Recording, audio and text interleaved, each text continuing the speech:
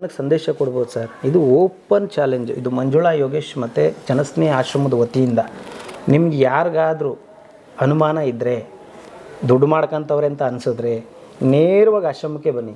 ಏನು ಕಮೆಂಟ್ಸ್ ಹಾಕೋ ಅವಶ್ಯಕತೆನೇ ಇಲ್ಲ, ಕಮೆಂಟ್ಸ್ ಹಾಕೋ ಅವಶ್ಯಕತೆನೇ ಇಲ್ಲ. ನೇರವಾಗಿ ಇಲ್ಲೇ ಬಂದು ಗುರು ನನಗೆ ಅನಿಸ್ತಾ ಇದೆ ತೋರಿಸ್ಬಿಡಿ, ಇಲ್ಲೇ ಬಂದು ತೋರಿಸಿ. ಹೆಂಗೂ ಪಾಸಿಟಿವ್ ಆಗಂತೂ ಅಥವಾ ಏನಂತಾರೆ ಪಾಸಿಟಿವ್ ಅಂತೂ ಜಾಸ್ತಿ ರೀಚ್ ಆಗಲ್ಲ, ನೆಗೆಟಿವ್ ಆದರೂ ಒಂದಷ್ಟು ಜನಕ್ಕೆ ರೀಚ್ ಆಗಲಿ. ಇನ್ನೇನು ಹೇಳೋಕ್ಕಾಗತ್ತೆ ಜನಕ್ಕೆ. ಸರ್ ಈಗ ನೀವು ಇಷ್ಟು ಓಪನ್ ಚಾಲೆಂಜ್ ಆಗ್ತೀರಂದರೆ ಆಯಿತು, ಇವ್ರ ಮೇಲೆ ಅನುಮಾನನೇ ಬಂತು. ಅನುಮಾನ ಬಂತೆ ಅಂದರೆ ಪ್ರೂವ್ ಮಾಡ್ಬಿಟ್ಟು ಜನಕ್ಕೆ ತೋರಿಸಿಬಿಡಿ, ಇವ್ರು ಅಕ್ರಮ ಮಾಡ್ತಾವ್ರಪ್ಪ, ಇವರು ಅನ್ಯಾಯ ಮಾಡ್ತಾ ಇದ್ದಾರೆ, ಜನಗಳ ದುಡ್ಡನ್ನ ತೊಗೊಂಡು ಅನ್ಯಾಯ ಮಾಡ್ತಾ ಇದ್ದಾರೆ, ಏನು ಅವ್ರು ಸುಮ್ಮನೆ ಆ ವೃದ್ಧರನ್ನ ಇಟ್ಕೊಂಡು ವ್ಯಾಪಾರ ಮಾಡ್ತಾ ಇದ್ದಾರೆ ಅಂತ ನಿಮ್ಗೆ ಏನೋ ಅನಿಸ್ತು ಅಂದರೆ ಅವರೇ ಹೇಳ್ತಾ ಇದ್ದಾರೆ. ನೀವು ಓಪನ್ ಚಾಲೆಂಜು ನೀವು ಬಂದು ಪ್ರೂವ್ ಮಾಡಿ, ಅಟ್ಲೀಸ್ಟ್ ಜನಕ್ಕೆ ಒಂದು ಒಳ್ಳೆ 24/7 ಗೇಟ್ ಓಪನ್. ನನ್ನದೇ ಹೇಳ್ತಿಲ್ವಲ್ಲ, ನಾವು ಜನರನ್ನ ಯಾಮರ್ಸ್ಬೋದು, ಏನು ದೊಡ್ಡ ವಿಷಯ ಅಲ್ಲ. ದೇವ್ರನ್ನ ಯಾಮರ್ಸೋಕ್ಕಾಗಲ್ಲ. ಶೋರ್. ಯಾಕೆ ಗೊತ್ತಾ, ಬೆಳಗ್ಗೆ ಎದ್ದು ನಾನು ಹೋಗಿ ಸ್ವಾಮಿ ಮೇಲೆ ನೀರು ಹಾಕ್ತೀನಿ, ಅವನ ಮುಖ ನಾನು ನೋಡ್ತೀನಿ, ನನ್ನ ಮುಖ ಅವ್ನು ನೋಡ್ತಾನೆ. ಆವಾಗ ನನ್ನ ಬಂಡವಾಳ ಎಲ್ಲ ಭಗವಂತನಿಗೆ ಗೊತ್ತಾಗಲ್ವ ಸರ್? ಖಂಡಿತ. ಅವನಿಗೆ ಯಾಮಾರ್ಸೋಕ್ಕಾಗ್ತದ? ನಾಲ್ಗೆ ಶುದ್ಧಿ ಇಲ್ಲ ಅಂದಿದ್ರೆ ಇಷ್ಟು ಮಟ್ಟಕ್ಕೆ ನಾನು ಇಷ್ಟು ಸೇವೆ ಮಾಡೋದಕ್ಕೆ ಆಗ್ತಿತ್ತಾ? ಇಷ್ಟು ಜನರು ನಮಗೆ ಪ್ರೀತಿ ಕೊಡ್ತಿದ್ರ? ಇವತ್ತು ಏನೂ ಇಲ್ಲ ಅಂದ ತಕ್ಷಣ ಎಲ್ಲ ಬಂದು ನಾನು ಪ್ರೀತಿ ಕೊಡ್ತಿದ್ದಾರೆ. ಕೈ ಏನು ನನಗೆ ಹೇಳೋಕ್ಕಾಗಲ್ಲ ಸರ್. ತುಪ್ಪದ ಅನ್ನ ತಿನ್ನಿಸ್ತಾರೆ, ಎಲ್ಲರೂ ಹೋಗಿ ನಿಂತು ಅವ್ರ ಮನೆಗೆ ಹೋದ್ರೆ ಸಾಕು, ಅನ್ನ ಹಾಕ್ಕೊಂಡು ಅದ್ರ ಮೇಲೆ ತುಪ್ಪ ಹಾಕೊಂಡ್ಬಂದು ಕಲಸಿ ತಿನ್ನ. ಅದನ್ನ ಅಷ್ಟೇ ನೆನೆಸ್ಕೊಳ್ಳಿ ಸರ್, ನೀವು ಅಷ್ಟು ನೆನೆಸ್ಕೊಳ್ಳಿ. ನೀವೇನು ನೆಗೆಟಿವ್ ಕಮೆಂಟ್ಸ್ ಅಂತಲ್ಲ ಅದನ್ನ ನೆನೆಸ್ಕೊಳ್ಳೋಕೆ ಹೋಗ್ಬೇಡಿ. ಅವ್ರಿಗೆಲ್ಲ ಒಂದು ಸಂದೇಶ ಕೊಟ್ಟಿದ್ದೀರಾ, ಯಾಕಂದ್ರೆ ನೀವು ಚಾಲೆಂಜು ಮಾಡಿದ್ದೀರಾ. ನೀವು ಆ ಥರ ನೆಗೆಟಿವ್ ಕಮೆಂಟ್ಸ್ ಮಾಡೋವಂಥವ್ರು ನಿಮ್ಗೆ ಅನುಮಾನ ಇತ್ತು ಅಂದರೆ ಅನುಮಾನ ಬಗೆಹರಿಸ್ಕೊಳ್ಳಿ, ಅಷ್ಟು ತಪ್ಪೇನಿಲ್ಲ. ಯಾಕಂದ್ರೆ ನೀವು ನಿಮಗೂ ತಿಳಿದಿರಲ್ಲ ಈ ಕಮೆಂಟ್ಸ್ ಮಾಡೋದು ಏನಂದ್ರೆ ಒಬ್ಬ ಮಾಡ್ತಾನೆ, ಯಾಕಂದ್ರೆ ಇನ್ನೊಬ್ಬ ಯಾರೋ ಆ ಥರ ಮಾಡಿರ್ತಾನೆ. ಈಗ ಸಮಾಜದಲ್ಲಿ ಆ ಥರ ಒಳ್ಳೇದಕ್ಕಿಂತ 20 ಕೆಟ್ಟ ಕಮೆಂಟ್ಸ್ಗೆ ಜಾಸ್ತಿ ಲೈಕ್ ಕಮೆಂಟ್ ಬರೋದು, ಇವನೇನೋ ಮಾಡ್ತಿದ್ದಾನೆ ಅದಕ್ಕೆ ಜಾಸ್ತಿ ಜನ ಫೋಕಸ್ ಕೊಡೋದು. ಒಳ್ಳೇದಕ್ಕೆ ಯಾರು ಫೋಕಸ್ ಕೊಡಲ್ಲ ಸರ್. ಇವನೇನೋ ಕಮೆಂಟ್ ಮಾಡಿ ಇರ್ಬೋದು, ಓ ಇದೇ ಏನೋ ಮಾಡ್ತಿದ್ದಾರೆ ಅದಕ್ಕೇನೆ ಓಪನ್ ಆಗಿ ಹೇಳಿದ್ರಲ್ವಾ ಈಗ ನಮ್ಮ ಮುಂದೆ. ಆಮೇಲೆ ನಾನು ಪ್ರಾಕ್ಟಿಕಲ್ ಇಲ್ಲಿ ನೋಡಿದಾಗ ನನಗೆ ಅನ್ನಿಸ್ತು, ಅವ್ರು ಏನು ಕಮೆಂಟ್ ಮಾಡ್ತಾರೋ, ತಿಳಿದೇ ಮಾಡ್ತಾರೋ ಗೊತ್ತಿಲ್ಲ, ಬಟ್ 100% ಗ್ರೇಟ್ ಸರ್. ಆ್ಯಕ್ಚುಲಿ ನಮ್ಮ ಕೈಲಿ ಇನ್ನೇನು ಮಾಡೋಕ್ಕಾಗಲ್ಲ ಸರ್, ನಾವು ಅಷ್ಟು ದೊಡ್ಡವರು ಅಲ್ಲ. ನಿಜವಲ್ಲೂ ನೀವು ಅಷ್ಟೇ. ನನಗೆ ನಿಜವಲ್ಲೂ ಏನು ಸಾಕಷ್ಟು ಜನ ಸಾಧಕರು ಹುಟ್ಟೋಗಿರೋ ಜಾಗ ಇದು. ಅಂಥ ಮಣ್ಣಲ್ಲಿ ನಾವು ಹುಟ್ಟಿದ್ದೀವಿ. ಶಿವಕುಮಾರ್ ಸ್ವಾಮೀಜಿಯವ್ರನ್ನ ತಗೋಬೋದು, ಅಪ್ಪು ಸರ್ ಅವ್ರನ್ನ ತಗೋಬೋದು, APJ ಅಬ್ದುಲ್ ಕಲಾಂ ಅವ್ರನ್ನ ತಗೋಬೋದು, ಅಂಬೇಡ್ಕರ್ ಅವ್ರನ್ನ ತಗೋಬೋದು, ಡಾಕ್ಟರ್ ರಾಜ್ಕುಮಾರ್ ಅವ್ರನ್ನ ತಗೋಬೋದು, ಇನ್ನೂ ವಿಷ್ಣುವರ್ಧನ್, ಅಂಬರೀಷ್ ಅವರು, ಶಂಕರ್, ಇನ್ನೊಂದಷ್ಟು ಜನ ಹೇಳ್ಬೋದು. ಎಲ್ಲರ ಹೆಸರು ಹೇಳಿದ್ರಿ, ನಮ್ಮ ಭಾಷೆ ಹೆಸರು ಹೇಳಿಲ್ಲ ಅಂತ. ಅವ್ರವ್ರ ಸೇವೆ ಮಾಡ್ತಿದ್ದಾರೆ. ನಾನು ಈ ಪ್ರಪಂಚದಲ್ಲಿ ಸಾಧನೆ ಮಾಡಿದಂಥ ಎಲ್ಲರನ್ನೂ ಇನ್ಸ್ಪೈರ್ ಆಗಿ ತೊಗೊಂಡಿದ್ದೀನಿ. ಒಂದಷ್ಟು ಜನ ಹೇಳ್ತಾರೆ ಮದರ್ ತೆರೇಸ್ ಅವ್ರ ಫೋಟೋ ಯಾಕೆ ಹಾಕಿದ್ದೀರಾ ಅಂತಾರೆ. ಅವ್ರಿಗೆ ಅವ್ರ ಭಾವನೆಗಳಲ್ಲಿ ಅವ್ರು ಕೆಟ್ಟವ್ರು ಇರ್ಬೋದು, ನನ್ನ ಭಾವನೆಯಲ್ಲಿ ಅವ್ರು ಒಂದಷ್ಟು ಜನಕ್ಕೆ ಸೇವೆ ಮಾಡಿದ್ದಾರೆ. ನಾನು ಸೇವೆ ನೋಡ್ತಾ ಇದ್ದೀನಿ, ಅವ್ರದ್ದು ಅವರ ಧರ್ಮ ನೋಡ್ತಾ ಇಲ್ಲ. ನಾನು ಪ್ರತಿಯೊಬ್ಬ ವ್ಯಕ್ತಿಯಲ್ಲಿ ನೋಡೋದು ಅವನ ಸೇವೆ ಮಾಡೋದಕ್ಕಷ್ಟೇ ನೋಡೋದು.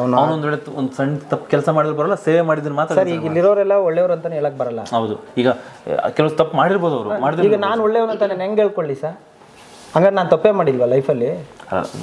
ಮೋಸ ಬೇರೆ ತಪ್ಪು ಬೇರೆ. ಅಂದ್ರೆ ತಪ್ಪು ಈಗ ನೀವು ಸಣ್ಣ ಪುಟ್ಟ ತಪ್ಪಾಗಿರುತ್ತೆ, ರೋಡಲ್ಲಿ ಹೋಗ್ಬೇಕಾದ್ರೆ ಯಾರ ಮೇಲೆ ರೇಗಿರ್ಬೋದು. ಹೌದು, ಈಗ ಪ್ರತಿಯೊಬ್ಬ ಮನುಷ್ಯನಲ್ಲೂ ಒಬ್ಬ ಕೆಟ್ಟವನಿದ್ದೇ ಇರ್ತಾನೆ. ತಪ್ಪು ಅನ್ನೋದು ಆಗತ್ತೆ. ಅದನ್ನು ಯಾರು ತಿದ್ದಿ ಒಳ್ಳೆ ದಾರಿಯಲ್ಲಿ ಹೋಗ್ತಾರಲ್ಲ ಅವರು ಉತ್ತಮರಾಗ್ತಾರೆ, ಭಗವಂತನ ಕೃಪೆಗೆ ಪಾತ್ರರಾಗ್ತಾರೆ. ನಾವು ಕೂಡ ನಮ್ಮ ಲೈಫಲ್ಲಿ ತುಂಬ ಕಷ್ಟಪಟ್ಟಿದ್ದೀವಿ, ತಪ್ಪು ದಾರಿಲೂ ಹೋಗಿದ್ದೀವಿ, ತಪ್ಪೂ ಮಾಡಿರ್ತೀವಿ, ಅದನ್ನೆಲ್ಲ ತಿದ್ದುಕೊಂಡು ಒಂದೊಳ್ಳೆ ದಾರಿಯಲ್ಲಿ ನಡೀತಾ ಇದ್ದೀವಿ. ಕಷ್ಟನೋ ಸುಖನೋ ನಾವು ನೆಮ್ಮದಿಯಾಗಿರೋದಕ್ಕೆ ಇಷ್ಟಪಡ್ತಾ ಇದ್ದೀವಿ. ನಾವು ಯಾರನ್ನೂ ತಲೆ ಹಿಡಿತಾ ಇಲ್ಲ, ಕೊಳ್ಳೆ ಹೊಡಿತಾ ಇಲ್ಲ, ಭಿಕ್ಷೆ ಬೇಡ್ತಾ ಇದ್ದೀವಿ. ಅದು ಪ್ರಾಮಾಣಿಕವಾಗಿ ಭಿಕ್ಷೆ ಬೇಡ್ತಾ ಇದ್ದೀವಿ. ಇದಿಷ್ಟ ಇದ್ದರೆ ಇಲ್ಲಿ ಕೊಡಬೇಕು ಅನ್ಸಿದ್ರೆ, ಒಳ್ಳೆಯವರು ಅನ್ಸಿದ್ರೆ ಕೊಡಿ, ಕೊಡಿ. ಇಲ್ಲ ಅಂದರೆ ಸರಿ ಇಲ್ಲ ಅಂದರೆ ನೀವು ಕೊಡೋಕ್ಕೂ ಹೋಗಬೇಡಿ. ಆಮೇಲೆ ನಮ್ಮ ಬಗ್ಗೆ ಇನ್ನೊಬ್ರ ಹತ್ರ ತಪ್ಪಾಗಿ ಹೇಳಕ್ಕೆ ಹೋಗಬೇಡಿ. ಅಷ್ಟೇ ನಾನು ಕೇಳ್ಕೊಳ್ಳೋದು. ಕೊಡಬಾರ್ದು. ಈಗ ಒಬ್ಬ ವ್ಯಕ್ತಿನ ನಾವು ಇಲ್ಲಿ ಪ್ರತಿಯೊಬ್ಬರನ್ನ ನೋಡ್ಕೊಳ್ಳೋದಕ್ಕೆ ಅದು ಎಷ್ಟು ಕಷ್ಟ ಇದೆ, ಎಷ್ಟು ಶ್ರಮ ಇದೆ, ತಿಂಗಳಿಗೆ ಎಷ್ಟು ಖರ್ಚು ಬರುತ್ತೆ, ಮೆಡಿಸಿನ್ ಏನು, ಮಾತ್ರೆ ಏನು, ಸತ್ರೆ ಏನು, ಬದುಕಿದ್ರೆ ಏನು, ಥ್ರೆಡ್ ಕಾಲ್ಸ್ ಎಷ್ಟು ಬರ್ತವೆ? ಥ್ರೆಡ್ ಕಾಲ್ಸ್ ಬರುತ್ತೆ ಸರ್, 100% ಬರುತ್ತಣ್ಣ. ಈಗ ಎಲ್ಲೋ ಮಲಗಿರ್ತಾರೆ, ತಂದೆ ತಾಯಿನ ಓಡಿಸ್ಬಿಟ್ಟಿರ್ತಾರೆ, ತಿಂಗಳನ್ಗಟ್ಲೆ ಮರ್ತು ಸುಮ್ಮನೆ ಜಾಲಿಯಾಗಿರ್ತಾರೆ. ಅಲ್ಲಿ ಊರುಗಳಲ್ಲಿ ಏನು ಹೇಳ್ಕೊಂಡಿರ್ತಾರೆ ಅಂದ್ರೆ, ಅಪ್ಪನ್ನ ಅಲ್ಲೆಲ್ಲೋ ಹಾಸ್ಪಿಟ್ಲಿಗೆ ಸೇರಿಸಿದೀನಿ, ಅಪ್ಪನ್ನ ಅಲ್ಲೆಲ್ಲೋ ಸ್ನೇಹಿತರು ಮನೇಲಿ ಬಿಟ್ಟಿರ್ತೀನಿ ಅಂತ ಹೇಳಿರ್ತಾರೆ. ಮೊನ್ನೆ ಒಂದು ನೈಜ ಘಟನೆ ಇದನ್ನ ಸಮಾಜದಲ್ಲಿ ಎಲ್ಲರೂ ನೋಡಿದ್ದಾರೆ. ಅವಾಗ ಏನಾಗುತ್ತೆ, ಅವ್ರನ್ನ ಕರ್ಕೊಂಡ್ಬಂದು ಲೈವ್ ಮಾಡ್ಬಿಡ್ತೀವಿ ನಾವು. ಇಂಥವ್ರು ಲೈವ್ ಮಾಡೋ ಉದ್ದೇಶ ಅವ್ರ ಮರ್ಯಾದೆ ತೆಗಿಬೇಕಂತ ಅಲ್ಲ, ಅವ್ರ ಮನೆಯವ್ರಿಗೆ ತಿಳಿಲಿ ಅಟ್ಲೀಸ್ಟ್ ಗೊತ್ತಿಲ್ಲ. ಅವಾಗ ನಮಗೆ ಕಾಲ್ ಮಾಡ್ತಾರೆ, ಹಂಗೆ ನೀನ್ ಅಲ್ಲಿ ಸಿಗ್ತೀಯಾ, ಇಲ್ಲಿ ಸಿಗ್ತೀಯಾ, ಹಂಗ್ ಮಾಡ್ತೀನಿ, ಹಿಂಗ್ ಮಾಡ್ತೀನಿ ಅಂತ.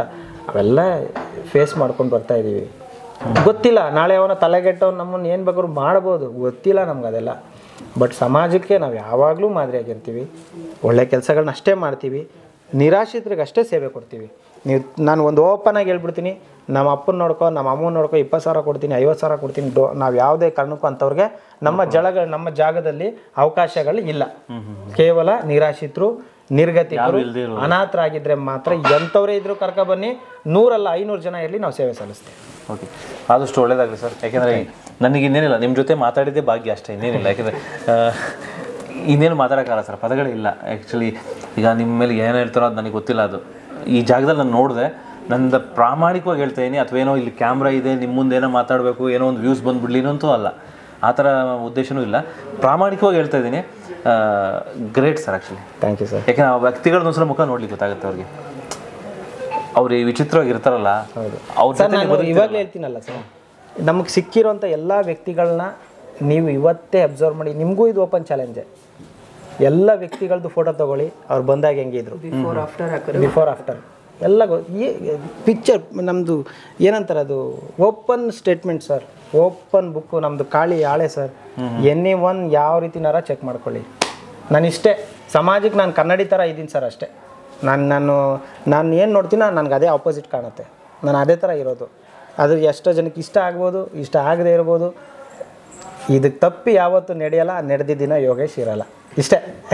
ಓಕೆ ಸರ್, ಒಳ್ಳೆದಾಗಲಿ ಸರ್. ಅದ್ರ ಬಗ್ಗೆ ತಲೆಗೆಡಿಸ್ಕೊಡಿ, ಮತ್ತೆ ಅದನ್ನ ಮಾತಾಡೋಕ್ಕೂ ಹೋಗ್ಬಿಡಿ ಆ ವಿಚಾರನ. ಏನು ಒಳ್ಳೇದು ನಿಮ್ಮ. ಆಮೇಲೆ ವಿಶೇಷವಾಗಿ ಒಂದು ಸಂದೇಶ ಕೊಡೋದಕ್ಕೆ ಇಷ್ಟಪಡ್ತೀನಿ ಸರ್. ಸಾಕಷ್ಟು ಜನಕ್ಕೆ ಇದು ಮಾಹಿತಿ ಇರಲ್ಲ. ಪ್ರಪಂಚದ ಅಂದರೆ ಕರ್ನಾಟಕದ ಇತಿಹಾಸದಲ್ಲೇ ಶನೇಶ್ವರ ಸ್ವಾಮಿಯ ವಿಗ್ರಹ ಅನಾಥಾಶ್ರಮದಲ್ಲಿರೋದು ವಿಶೇಷ. ಒಂದು ಮಾತು ಹೇಳೋಕ್ಕೆ ಇಷ್ಟಪಡ್ತೀನಿ, ನೀವು ನಿಮ್ಮ ಸಕಲ ಸಂಕಷ್ಟಗಳು ಪರಿಹಾರ ಆಗಿಲ್ಲ ಅಂದ್ಬಿಟ್ಟು ಸಾವಿರಾರು ಕಡೆ ಹೋಗಿ ಯಾರ್ಯಾರೋ ಗೊತ್ತಿಲ್ಲದಿರ್ತಕ್ಕಂಥ ಏನಂತಾರೆ ಜ್ಯೋತಿಷಿಗಳ ಹತ್ರ ನಿಮ್ಮ ದುಡ್ಡನ್ನು ಕಳ್ಕೊಂಡಿರ್ತೀರಿ. ನಾನು ಒಂದೇ ಒಂದು ನಿಮಗೆ ಒಂದು ನಂಬಿಕೆ ಹೇಳ್ಬೋದು, ಒಂದು ವಿಶ್ವಾಸ ಹೇಳ್ಬೋದು, ಜೊತೆಗೆ ಒಂದು ಮಾಹಿತಿ ಕೊಡ್ಬೋದು. ಇಲ್ಲಿರ್ತಕ್ಕಂಥ ಬರೋಬ್ಬರಿ 150 ಜನ ದೇವ್ರ ಮಕ್ಕಳಿದ್ದಾರೆ. ಜೊತೆಗೆ ಶನೇಶ್ವರ ಸ್ವಾಮಿ, ಇಡೀ ಬ್ರಹ್ಮಾಂಡವನ್ನು ಆಳುವಂಥ ಅಧಿಪತಿ ನಮ್ಮ ಶನೇಶ್ವರ ಸ್ವಾಮಿಯವರಿದ್ದಾರೆ. ಸತ್ಯ, ನೀವು ಬಂದು ನಿಜವಾಗ್ಲೂ ಅವ್ರ ದರ್ಶನ ಮಾಡಿ ಇಲ್ಲಿರ್ತಕ್ಕಂಥ ಒಂದಷ್ಟು ಜನರು ಎಂಜಲ್ ತಟ್ಟೆ ಎತ್ತಿದ್ರೆ ಸಾಕು, ನಿಮ್ಮ ಪಾಪ ಪರಿಹಾರ. ಬರೆದಿಟ್ಕೊಳ್ಳಿ ಇದನ್ನು. ನೀವು ₹1 ದುಡ್ಡು ಕೊಡಬೇಕು, ಪೂಜೆ ಸಾಮಾನು ತರಬೇಕು, ನಾನು ಅಷ್ಟು ಪಾಪ ಮಾಡಿದ್ದೀನಿ ಅಥವಾ ನನಗೆ ಇಷ್ಟು ಎಲ್ಲೋ ಕಡೆ ಹೋಗಿದ್ದೀನಿ, ನನಗೆ ಒಳ್ಳೇದಾಗಿಲ್ಲ ಅಂತ ನಿಮಗೆ ಅನಿಸಿದರೆ, ದೇವ್ರ ಮೇಲೆ ವಿಶ್ವಾಸ ಇದ್ದರೆ, ಇಲ್ಲಿ ಈ ಜಾಗಕ್ಕೆ ಬಂದು ಯಾವ ವ್ರತ ಮಾಡ್ತೀರೋ ಅದು ನಿಮಗೆ ಬಿಟ್ಟಿದ್ದು. ಬಟ್ ಇಲ್ಲಿ ಬಂದು 4 ಜನಕ್ಕೆ ಭಗವಂತನ ದರ್ಶನ ಮಾಡಿ, ಇಲ್ಲಿರೋ ದೇವ್ರ ಮಕ್ಕಳು ಊಟ ಮಾಡ್ತಾರಲ್ಲ ಎಂಜಲೆಲೆ, ಆ ಎಂಜಲೆನ 4 ಎಲೆ ಎತ್ಬಿಟ್ಟು ನೀವು ಹೋದರೂ ಕೂಡ ನಿಮ್ಮ ಪಾಪ ಪರಿಹಾರ, ನಿಮ್ಮಲ್ಲ ಸಕಲ ಸಂಕಷ್ಟಗಳಿಗೂ ಆ ಭಗವಂತ ಆಶೀರ್ವಾದ ಮಾಡ್ತಾನೆ. ಇಷ್ಟು ನಾನು ನೇರವಾಗಿ ಹೇಳ್ತೀನಿ. ಇಲ್ಲಿ ಬಂದು ಎಷ್ಟೋ ಜನ ಒಂದು ಉಪಯೋಗನ ಪಡ್ಕೊಳ್ತಿದ್ದಾರೆ. ಈ ಒಂದು ಜಾಗ ಪುಣ್ಯಕ್ಷೇತ್ರ ಆಗಿ ಬದಲಾಗುತ್ತೆ, 100% ಆಗುತ್ತೆ. ಯಾಕಂತ ಹೇಳಿದ್ರೆ ಅನಾಥಾಶ್ರಮ ನಡೆಸೋದಕ್ಕೆ ನನಗೆ ಇಷ್ಟ ಇಲ್ಲ ಸರ್. ಅನಾಥರು ಯಾರೂ ಇಲ್ಲ ಸರ್ ಇಲ್ಲಿ, ದೇವ್ರ ಮಕ್ಕಳು ಅಂತ ಹೇಳ್ತಾ ಇದ್ದೀನಿ.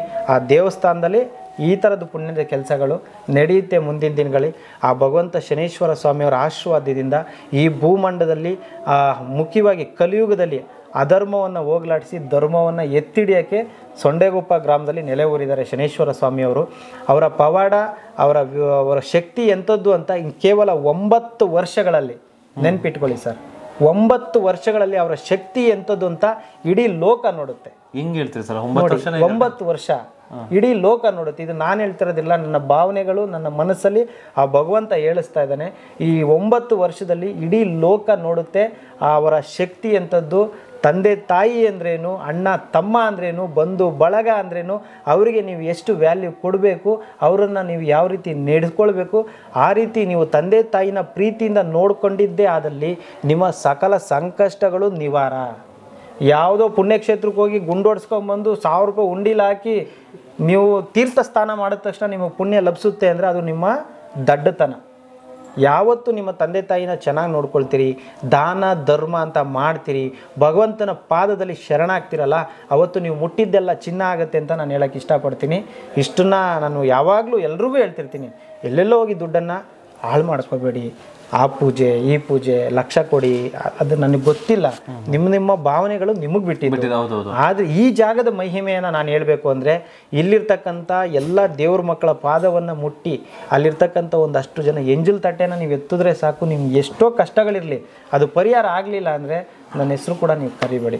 ಇನ್ನು 9 ವರ್ಷದಲ್ಲಿ ಈ ಕ್ಷೇತ್ರದ ಈ ಜನಸ್ನೇಹಿ ಆಶ್ರಮದಲ್ಲಿರ್ತಕ್ಕಂಥ ಶ್ರೀ ಧರ್ಮಶನೇಶ್ವರ ಸ್ವಾಮಿಯವರ ಶಕ್ತಿ ಎಂಥದ್ದು ಅಂತ ಇಡೀ ಕಲಿಯುಗ ಕರ್ನಾಟಕ ನೋಡುತ್ತೆ, ಅದನ್ನು ಗೌರವಿಸುತ್ತೆ.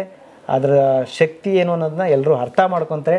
ಕೋಟ್ಯಾಂತರ ಜನ ಭಕ್ತರು ಆ ತಂದೆನ ನೋಡೋಕ್ಕೆ ಬರ್ತಾರೆ. ಇದನ್ನು ನೀವು ರೆಕಾರ್ಡ್ ಮಾಡಿ ಇಟ್ಕೊಳ್ಳಿ ಸರ್ 9 ವರ್ಷದೊಳಗಡೆ. ಖಂಡಿತ. Thank you. ಶನೇಶ್ವರ ಸ್ವಾಮಿ ಒಳ್ಳೇದು ಮಾಡಲಿ. ಹಾಗೆ ಇವರ ಚಾನಲನ್ನು ದಯವಿಟ್ಟು ಪ್ರತಿಯೊಬ್ಬರು ಕೂಡ ಇವ್ರ ಚಾನಲನ್ನು ಸಬ್ಸ್ಕ್ರೈಬ್ ಮಾಡಿ, ಫಾಲೋ ಮಾಡಿ.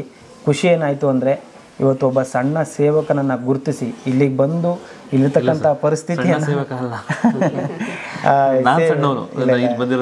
ಗುರುತಿಸಿ ಇಡೀ ಕರ್ನಾಟಕಕ್ಕೆ ತೋರಿಸುವಂಥ ಪ್ರಯತ್ನ ಅಣ್ಣವ್ರು ಮಾಡ್ತಿದ್ದಾರೆ. ಇವರ ಚಾನಲನ್ನು ಸಬ್ಸ್ಕ್ರೈಬ್ ಮಾಡಿ, ಫಾಲೋ ಮಾಡಿ, ಈ ವಿಡಿಯೋಗಳನ್ನ ಅತಿ ಹೆಚ್ಚು ಶೇರ್ ಮಾಡಿ. ಕಾರಣ ಏನಂತ ಹೇಳಿದ್ರೆ ಒಂದಷ್ಟು ಜನಕ್ಕೆ ಸ್ಫೂರ್ತಿ ಆಗ್ಬೋದು, ಒಂದಷ್ಟು ಜನ ಬದಲಾಗ್ಬೋದು, ಆಮೇಲೆ ಒಂದಷ್ಟು ಜನಕ್ಕೆ ಒಂದಷ್ಟು ಕಷ್ಟಗಳ ಅರ್ಥ ಆಗ್ಬೋದು. ಆಮೇಲೆ ಯಾರಾದರೂ ಈ ಕ್ಷೇತ್ರಕ್ಕೆ ಅಥವಾ ಈ ಜಾಗಕ್ಕೆ ಭೇಟಿ ಕೊಡಬೇಕು ಅಂದರೆ ದಯವಿಟ್ಟು ಒಂದ್ಸತಿ ಭೇಟಿ ಕೊಡಿ. ನಿಮ್ಮ ಕೈಲಾದಂಥ ಸಹಕಾರ ಸಹಾಯ, ನೀವು 1 ರೂಪಾಯಿ ಆಗಿರ್ಬೋದು, 1 ಮೂಟೆ ಅಕ್ಕಿ ಆಗಿರ್ಬೋದು, ದಯವಿಟ್ಟು ತಂದುಕೊಡಿ. ಬರೀ ಇಲ್ಲಿರ್ತಕ್ಕಂಥ ದೇವ್ರ ಮಕ್ಕಳು ಅಷ್ಟೇ ಅಲ್ಲ, ಒಂದಷ್ಟು ಜನ ಕಷ್ಟದಲ್ಲಿರ್ತಕ್ಕಂಥವ್ರು ಕಣ್ಣೀರು ಒರೆಸೋ ಕೆಲಸವನ್ನು ನಾವು ನಮ್ಮ ಕುಟುಂಬ ಮಾಡ್ತೀವಿ. ಎಲ್ರಿಗೂ ಒಳ್ಳೆಯದಾಗಲಿ. ಜೈ ಹಿಂದ್, ಜೈ ಕರ್ನಾಟಕ. ಮತ್ತು ಶನೇಶ್ವರ ಒಳ್ಳೇದು ಮಾಡಲಿ. ನಮಸ್ಕಾರ.